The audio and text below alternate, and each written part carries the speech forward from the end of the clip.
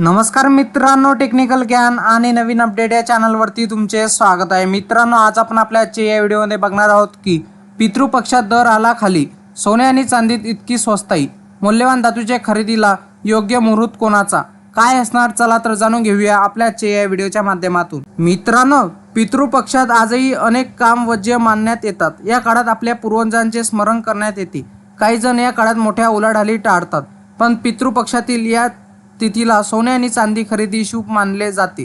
तर तुम्हाला माहिती आहे का मित्रांनो, पितृपक्ष लागता सोने आणि चांदीचा भाव धपकन आढळला। गेल्या 2 दिवसात मौल्यवान धातूची किमती मोठी घसरण झाली होती। गेल्या आठवड्यात दोन्ही धातूची मोठी मुसळी मारली होती। सोने 900 रुपयांनी तर चांदी 8600 रुपयांनी मागले होते। पण या आठवड्यात सोमवार वगळता इतर 2 दिवस मौल्यवान धातूत घसरण झाली। आज सकाळच्या सत्रात सुद्धा घसरण संकेत मिळत आहे। पितृपक्षात आजही अनेक कामे वर्ज्य मानण्यात येतात। या काळात आपल्या पूर्वजांचे स्मरण करण्यात येते।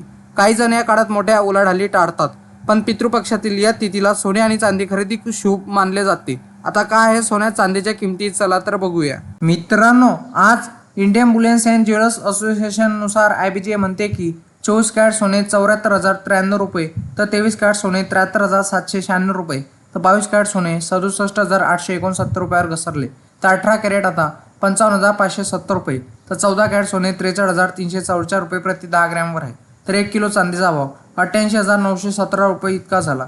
वायदे बाजारात आणि आंतरराष्ट्रीय बाजारात सोने आणि चांदीवर कुठलाही कर शुल्क नसते, तर सराफा बाजारात शुल्क आणि कराचा समावेश होत असल्याने भावात तफावत दिसून येत असते। मित्रांनो, पितृपक्षात सोने आणि चांदी खरेदी वर्ज्य आहे, अर्थात शास्त्रात याविषयी स्पष्ट संकेत अथवा नियम नाहीत।